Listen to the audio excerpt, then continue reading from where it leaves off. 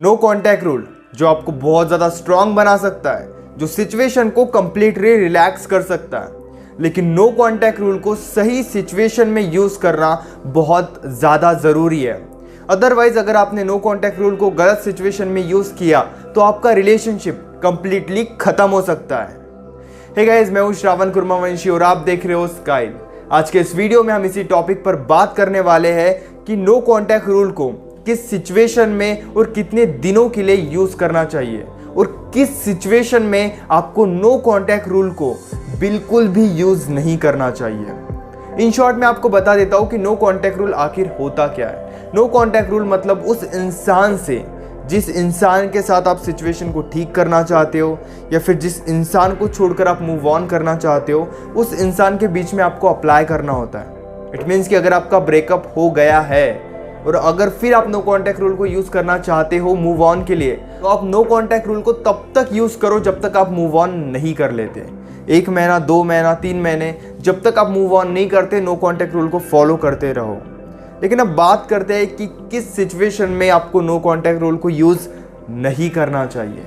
Basically no contact rule एक ऐसा rule है जहाँ पे बेसिकली हम सिचुएशन को रिलैक्स करने के लिए यूज़ करते हैं, सिचुएशन को नॉर्मल करने के लिए यूज़ करते हैं, खुद को स्ट्रॉन्ग करने के लिए, उस इंसान को स्पेस देने के लिए यूज़ करते हैं। लेकिन अगर आपके बीच में कोई सीरियस इशू चल रहा है, serious issue in the sense कि जो चीज़ें आपको डिस्कस कर क्लियर करनी चाहिए, जिस टॉपिक पर आपको बात करनी चाहिए, अगर आपको लग रहा है कि कोई मिसअंडरस्टैंडिंग है, उन चीज़ों को डिस्कस करने के बजाय अगर आप नो कॉन्टैक्ट रूल को यूज़ कर रहे हो तो वो प्रॉब्लम सिर्फ रुक जाएगी, सॉल्व नहीं होगी। नो कॉन्टैक्ट रूल बेसिकली वही काम करता है, प्रॉब्लम को सॉल्व करो या ना करो लेकिन प्रॉब्लम को बढ़ाने से रोकता है, क्योंकि कॉन्टैक्ट अगर होगा ही नहीं तो प्रॉब्लम बढ़ेगी ही नहीं। लेकिन अगर कुछ ऐसी प्रॉब्लम आपके बीच में चल रही है जहाँ पे उस प्रॉब्लम को लेकर डिस्कस करना ज़रूरी है, उस प्रॉब्लम को लेकर बात करना ज़रूरी है, उस इंसान को आपकी नीड है, उस इंसान को आपकी हेल्प है, वो इंसान आपसे बात करना चाहता है, वो इंसान आपको अपनी फीलिंग समझाना चाहता है। हो सकता है कि ये करते वक्त आपके बीच में फाइट हो रही है, लेकिन फिर भी अगर वो इंसान आपके पास बार बार आ रहा है, बार बार आपको समझाने की कोशिश कर रहा है, तो आप रिस्पॉन्सिबिलिटी लेकर उन्हें समझने की कोशिश करो। फाइट हो रही है तो उस फाइट को सॉल्व करने पर फोकस करो। उस इंसान को नीड है तो उस इंसान की हेल्प करने पर फोकस करो। फाइट हो रही है इस वजह से अगर आप नो कॉन्टैक्ट रूल को अप्लाई कर रहे हो जहाँ पे उस इंसान को आपकी नीड है, उस इंसान को आपकी ज़रूरत है, तो फिर नो कॉन्टैक्ट रूल आपके रिलेशनशिप को और ज़्यादा डैमेज कर सकता है।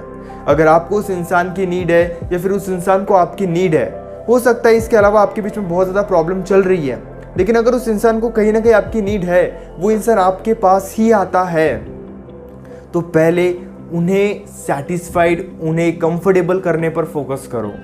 अगर वो किसी चीज़ की डिमांड कर रहे हैं तो आप ये देखो क्या वो डिमांड सही है या गलत। अगर उन्हें हेल्प की नीड है तो उनकी हेल्प करने पर पहले फोकस करो। या फिर इस सिचुएशन में अगर आप नो कॉन्टैक्ट रूल को अप्लाई भी करते हो तो कम से कम टाइम के लिए अप्लाई करो, 2, 4, 5 दिनों के लिए अप्लाई करो, ज़्यादा टाइम के लिए अप्लाई मत करो। 10, 15, 20 दिनों के लिए अगर आप नो कॉन्टैक्ट रूल को लेकर चल रहे हो जहाँ पे उस इंसान को नीड थी आपकी, तो वो इंसान आपके बिना रहना सीख जाएगा। अब समझ रहे हो, जिस वक्त उस इंसान को नीड है, जिस वक्त वो इंसान चाहता है कि आप उसके पास रहो, फाइट हो रही है तो फाइट पर फोकस करो, ना कि कॉन्टैक्ट को ब्रेक करने पे। और अगर आप मूव ऑन करने के लिए नो कॉन्टैक्ट रूल यूज़ कर रहे हो तो आप हमेशा के लिए नो कॉन्टैक्ट रूल को यूज़ कर सकते हो। या फिर आपके बीच में बहुत ज़्यादा फाइट चल रही है और सिर्फ फाइट ही हो रही है, मिसअंडरस्टैंडिंग बहुत ज़्यादा है, तो फिर आप नो कॉन्टैक्ट रूल को कुछ टाइम के लिए यूज़ कर सकते हो, 10 से 15 दिनों के लिए। लेकिन जहाँ पे आप दोनों को एक दूसरे की नीड है या आप दोनों में से किसी एक को दूसरे की नीड है, तो पहले उस नीड को फुलफिल करने पर फोकस करो, ना कि कॉन्टैक्ट को ब्रेक करने पे। Hope guys you understand what I want to say. अगर आप पर्सनली मुझसे फ़ोन कॉल पर बात करना चाहते हो तो आप पेड कंसल्टेशन के लिए मुझे इंस्टाग्राम पर या फिर व्हाट्सएप पर मैसेज कर सकते हो। इसी तरह की और भी अमेजिंग वीडियोस देखने के लिए चैनल को ज़रूर सब्सक्राइब करना।